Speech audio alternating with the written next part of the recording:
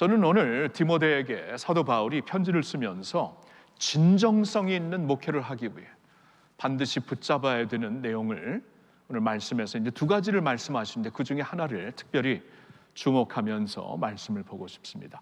자, 이제 오늘 본문 말씀을 한번 다시 볼게요. 18절을 보니까 아들 디모데야, 내가 내게 이 교훈으로서 명하노니 전에 너를 지도한 예언을 따라 그것으로 선한 싸움을 싸우며. 자, 지금 그 스승 아버지와 같은 영적 아버지와 같은 스승 바울은 아들과 같은 디모데에게 지금 이렇게 사랑으로 권면을 하고 있는 거예요.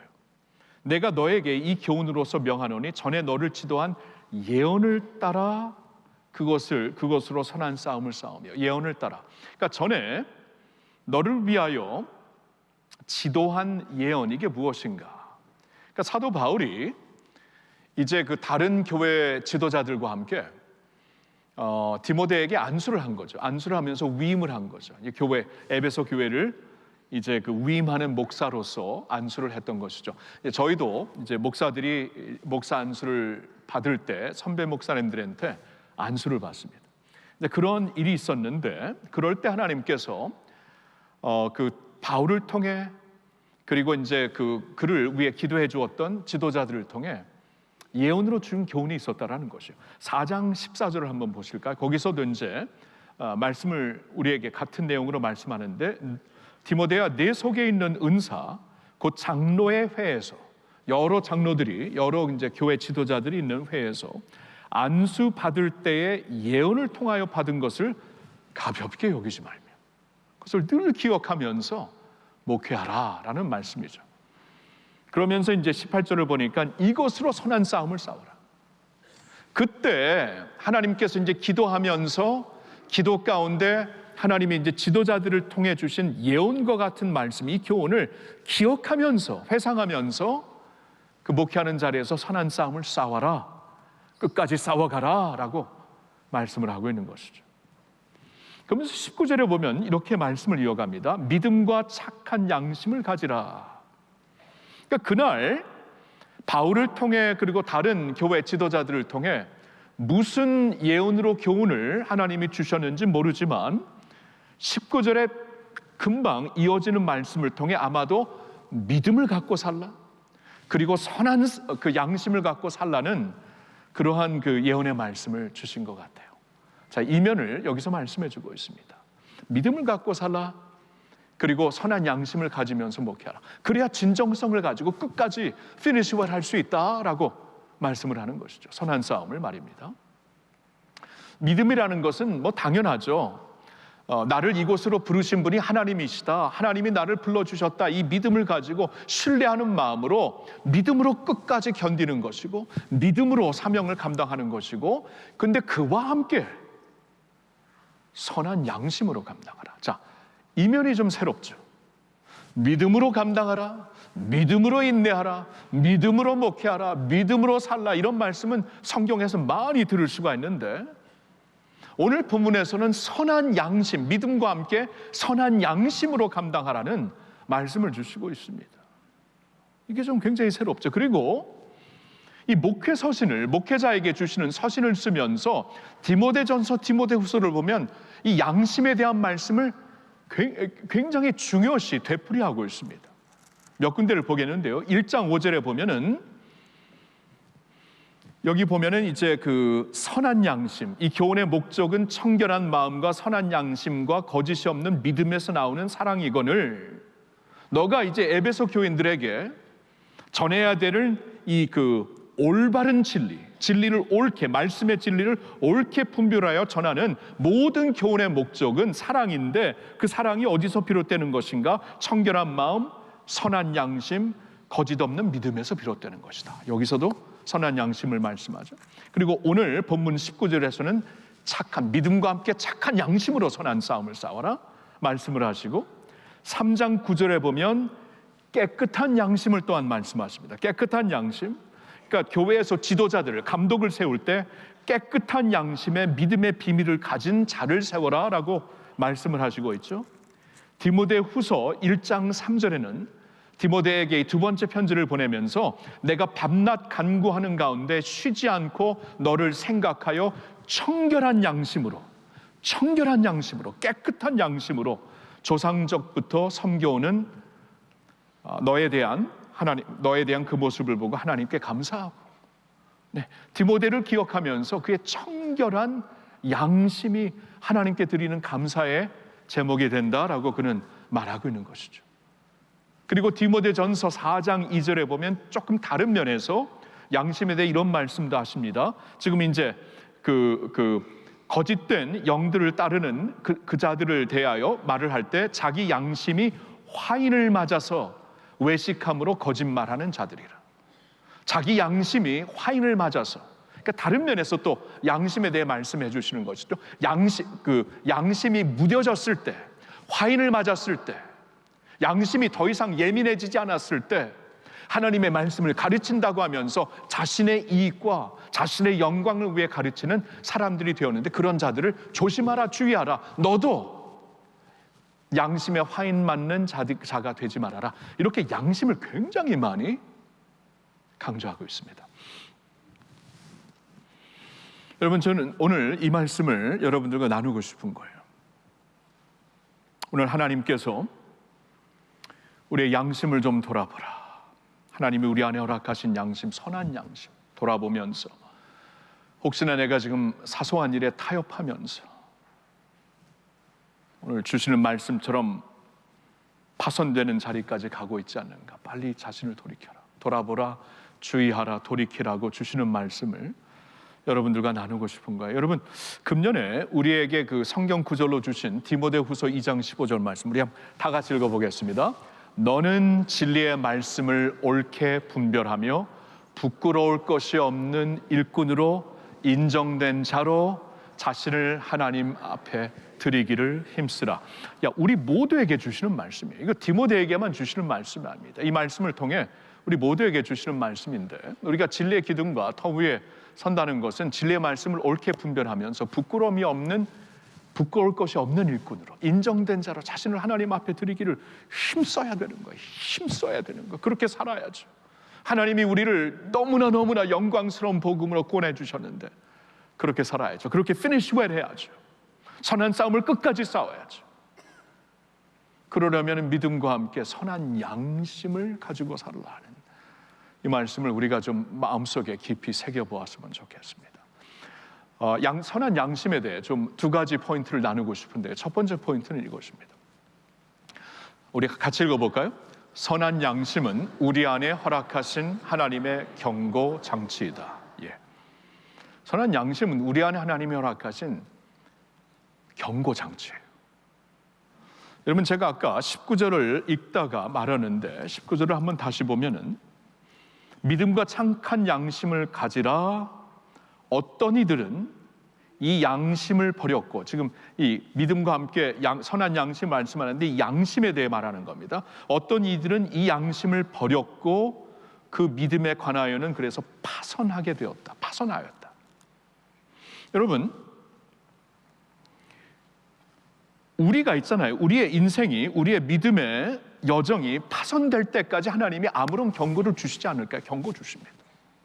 말씀으로 경고를 주시고, 성령께서 경고를 주시고, 우리 주위에 있는 사람들을 통해 경고를 주시고, 우리 사랑하는 사람들을 통해 경고를 분명히 주시는데, 우리가 그것을 계속 무시하고 저버리고 살다가 어느 순간에 파손된다 라고 말씀을 하시는 거예요. 여러분, 양심이라는 거 한번 생각해 볼까요? 하나님이 자신의 형상으로 인간들을 지으셨을 때 모두에게 양심을 주셨어요. 이 동물들과 다르잖아요. 우리에겐 양심이 있습니다.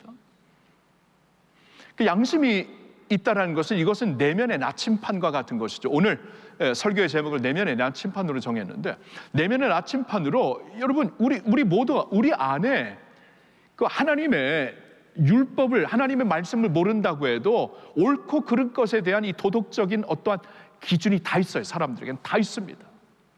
그리고 성경을 보면 하나님께서 율법을 주시기 전에 하나님께서 창조 질서를 통해, 그리고 양심을 통해, 하나님께서 이미 양심을 통해 허락하신 하나님의 양심을 지키고 주신 양심을 지키고 사는 사람들은 그 양심에서 율법이 된 것이다라고 로마서에 말씀을 하고 있어요.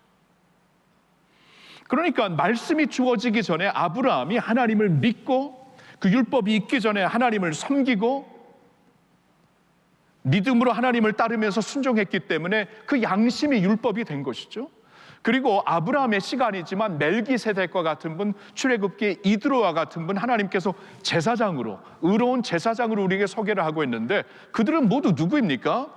하나님의 율법을 직접 받지는 않았지만, 언약을 받지 않았지만 양심을 통해 창조 질서를 보면서 하나님 앞에서 이 마음의 양심으로 하나님의 율법을 지키며 살았던 사람. 이러한 그 양심을 주시어서 우리에게 경고 시스템을 주신 거예요. 무엇이 옳고 그릇된 것을 알게 하신 거예요. 물론 그 후에 죄로 인하여서 우리의 양심이 무뎌지고 인간들의 양심이 화인 맞게 되는 일들이 계속 있지만, 예수 그리스도의 보혈로 예수님을 믿는 자들에게는 선한 양심이 주어져요. 제가 한 구절을 읽어볼게요. 히브리서 9장 14절인데, 하물며 영원하신 성령으로 말미암아 흠없는 자기를 하나님께 드린 그리스도의 피가 어찌 너희 양심을 죽은 행실에서 깨끗하게 하고 살아계신 하나님을 섬기게 하지 못하겠느냐. 그러니까 그리스도의 피가 우리의 몸만 씻는 게 아니고 우리의 영혼만 씻는 게 아니고 우리의 양심까지도 씻어서 새롭게 하신다고 말씀하셨어요. 그러니까 우리 크리스천들에게는 그냥 하나님이 원래 모든 인류에게 주신 양심이 있는 것뿐만이 아니라 그리스도의 보혈로 깨끗해진 선한 양심이 이미 주어졌다라는 거예요. 그 양심을 하나님께서 그러면 경고 시스템으로 우리 안에 작동하신다, 우리 안에 사용하시는 것이다라고 말씀을 하는 거예요. 이것을 우리가 외면하고 살면은 우리 인생이 파손되게 될 것이다 하고 경고를 하시는 겁니다. 자, 20절을 다시 한번 보실까요? 여기 보면은 후메네오와 알렉산더가 이제 그런 케이스였다고 우리에게 얘기를 해주시고 있죠. 지금 우리가 이제 그 강해 설교를 하고 있기 때문에 이렇게 좀 어려운 말씀이 있으면은 우리가 한 번쯤은 이렇게 짚고 넘어가는 게 중요할 것 같아요. 20절을 보면 굉장히 좀 무거운 말씀이 있습니다. 그 가운데 이제 양심을 저버리고 그 믿음에 관하여는 파손된 자들인데 그 가운데 후메네오와 알렉산더가 있으니 내가 사탄에게 내준 것은 그들로 훈계를 받아 신성을 모독하지 못하게 하려 함이라. 자, 이게 무슨 말인가? 그 후메네오와 알렉산더에 대해서는 성경이 말씀해주고 있지 않기 때문에 우리는 잘 모르지만 적어도 바울과 디모데에게는 굉장히 알려진 두 인물이었어요. 아마 어떻게 보면 초대교회에서 바울과 그의 이제 선교 팀과 함께 사역을 하고 주님의 복음 사역을 섬겼던 사람들이었던 것 같아요. 디모데도 충분히 아는 자였는데 그런 사람들이 이제 믿음을 갖고는 있지만 믿음으로 사는 것 같지만 그 믿음의 공동체 안에 있지만 선한 양심을 저버리면서 파손된 자들이 되었다라고 말씀을 하고 있죠. 그러니까 더 이상 이제 믿음의 공동체 안에서 하나님의 영광을 위해 살 수 없는 자들이 될 만큼 양심이 무뎌지면서 양심을 저버리게 된 자들이다. 더 이상 이제 말씀으로 가책을 받지도 않고 말씀을 통해 돌이키지도 않고 죄를 죄로 보지도 않으면서 하나님의 공동체의 거룩성을 지금 막 완전히 해치고 있는 사람들이 되었다. 오죽했으면 그들을 사탄에게 내어줬다. 이게 무슨 말인가? 교회에서 출교했다라는 것이죠. 굉장히 좀 무거운 말인데 교회에서 출교를 하면서 더 이상 공동체 아무런 유익을, 하나님의 영광을 드러내지 못하고 모두를 지금 가라앉게 만드는 사람들이 되었기 때문에 교회에서 출교하게 되고 아예 사탄에게 내어주었다. 그 말은 이렇게 보시면 돼요. 하나님이 우리를 이렇게 보호하시거든요. 우리를 보호하시고 죄 가운데서도 보호하시고 죄 가운데도 너무나 죄 가운데 깊이 들어가지 않도록 제지하시는 restraining grace가 있어요. restraining, 그 로마서 1장 20절 21절 계속 보면은 restraining, 제지하시는 은혜가 있는데 그걸 그냥 거두시라고, 그들에게 거두시라고.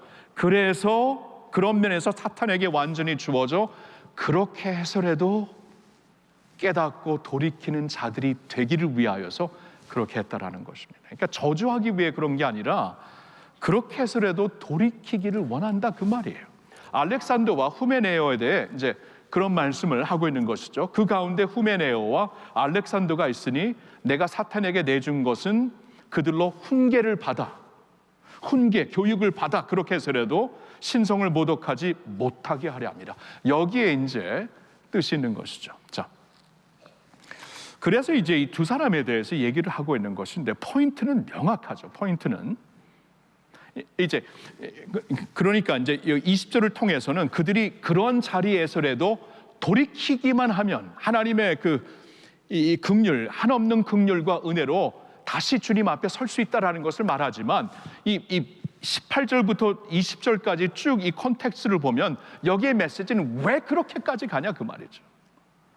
파산되어도 돌이킬 수 있는 기회가 하나님은 여전히 주시지만 오늘도 마찬가지입니다. 여러분 삶을 이렇게 양심이 완전히 무뎌지면서 파손된 인생이 될지라도 오늘 늦지 않았어요. 오늘 돌아오시면 됩니다. 하나님께서 다시 받아주실 것이에요. 그것은 변함없는 하나님의 진리가 되지만 왜 그렇게 되느냐 그 말이에요. 왜 지금까지 하나님께서 이제 이 알렉산더와 후메네오를 통하여서 크신 일을 하셨고 분명히 바울과 이제 디모데와 함께 귀한 복음 사역을 했을 거예요. 근데 그래서 영광스러운 주님의 복음을 전하는 사람들이었는데 왜 인생이 파손될 때까지, 왜 믿음의 생활이 파손될 때까지 갔느냐? 그래가지고 이제 겨우 돌아오는 것, 이미 망가진 우리의 그 어떠한 증거를 가지고 돌아오는 게 얼마나 돌아오긴 하지만 부끄럽고 안타까운 일입니까? 왜 그러냐 그런가요? 왜 그러냐? 그럴 필요가 없다라는 것이죠. 우리에게도 그 말씀을 주시는 겁니다. 경고 시스템으로 주셨으니까 하나님이 경고를 주시면은 빨리 이게 더 무뎌지기 전에, 우리 양심이 화인을 맞기 전에, 그래서 우리 인생이 파손되기 전에, 우리 가정이 파손되기 전에, 우리 사회가 파손되기 전에, 교회가 욕을 먹기 전에, 주님의 이름이 모독되기 전에 돌아서라 라고 말씀을 하시는 거죠. 그러니까 하나님이 우리에게 경고를 주시는 것은 사랑해서예요.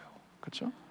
후메네오와 알렉산더에게도 아직 지금도 늦지 않았다라고 주시는 말씀이면 얼마나 사랑과 은혜가 풍성하신 하나님이십니까? 그러니까 여러분 오늘도 늦지 않았어요.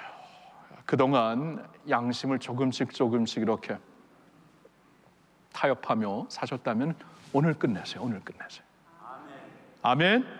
오늘 끝내세요. 오늘 끝내고 경고를 받고 응답하면서 여러분 생명의 길을, 하나님이 주시는 풍성한 삶을, 영광스러운 삶을 끝까지 피니시 웰 할 때까지 누리며 사시기를 예수님의 이름으로 축원합니다. 한 가지 더 보고 싶은 말씀인데 이거예요. 선한 양심을 저버리는 믿음은 하나님의 이름을 욕되게 하는 것이다. 이겁니다. 자, 같이 읽어보겠습니다. 선한 양심을 저버린 믿음은 하나님의 이름을 욕되게 한다. 제가 이제 전하고 싶은 말씀이 이거예요. 선한 양심을 저버리는 것이 단순히 내가 도덕적으로 부족하네요, 도덕적으로 실족했어, 이게 아니라는 거예요. 그것도 너무나 안타까운 일이겠지만 단순히 그게 아니고 아예 하나님의 이름을 욕되게 하는 것이다, 그런 말씀이에요. 여러분 오늘 말씀 다시 한번 볼래요? 20절 다시 보세요. 그 가운데 후메네오와 알렉산더가 있으니 내가 사탄에게 내준 것은 그들로 훈계를 받아 신성을 모독하지 못하게 하려 함이라. 여러분 여기서 하나님의 말씀 명확하죠? 양심을 거스려 행하는 모습이 하나님의 이름을 모독하는, 신성을 모독하는 것이다 라고 말씀을 하고 있어요. 그렇죠? 우리가 있잖아요, 하나님께서 우리 안에 허락하신 양심을 거부하면서 리젝트하고 막 그냥 외면하면서 살게 될 때 내가 파손되지만 그걸 넘어갔고 나를 구원하신 하나님, 나의 모든 것이 되시는 하나님, 나를 위해 십자가에 달려 죽으신 예수님, 내 생명보다 귀한 예수님의 이름을 욕되게 하는 것이에요. 왜 그러냐 하면 우리는 하나님의 빛의 자녀들입니다. 우리를 통해 하나님은 자신의 빛을 비추시기를 원하는데 우리가 그 빛을 비추지 못하, 도리어 아주 먹칠당한 빛을 보이게 되면은 우리가 증거하고 있는, 우리가 아버지라고 부르고 있고 하나님이라고 부르고 있고 주라고 부르고 있는 주님의 이름이 같이 먹칠되는 게 아닙니까? 그런 말씀이에요. 성경을 보면 너희는 그리스도의 편지라고 말씀합니다. 그러니까 편지라는 것은 내용이죠. 우리의 삶의 내용이 그리스도의 내용을 세상에게 알려주게 하는 편지예요, 편지. 그러니까 우리의 삶이 무너지면은 우리가 전하고 있는 그 내용, 그 내용의 주가 되시는 예수님이 같이 욕을 받는 것이고, 우리는 그리스도의 향기라고 말씀을 하십니다. 내 향기가 악취가 되어버리면은 내가 나타내고자 하는 예수님이 같이, 그 향기가 같이 악취가 되는 거예요. 그런 겁니다, 여러분. 주위에서 목회자들이 쓰러지고, 주위에서 성도들이 쓰러지고, 주위에서 중직자들이 쓰러지고 실족하고, 자녀들에게, 지인들에게, 이웃들에게, 세상에게 남기는 것은 하나님의 이름의 욕이에요. 아니, 하나님을 믿는 자인데, 아니, 주님의 교회를 섬기는 자인데 어떻게 저럴 수가 있는가? 하나님을 욕되게 하는 것, 이건 중대한 죄입니다. 양심을 거스려 사는 게.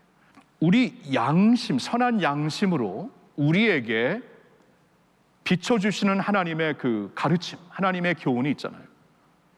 이것은 어디서 비롯된 것이냐 하면 복된 하나님의 영광스러운 복음에 비롯된 것이다, 이런 말씀을 하세요. 그러니까 이 말을 조금 다르게 우리가 적용해 본다면 이런 것이에요. 내가 하나님께서 허락하시는 선한 양심을 무시하며 살면은, 그것을 저버리며 살면은 그 순간 우리는 하나님의 영광과는 상관없이 살겠습니다, 그런 것이에요.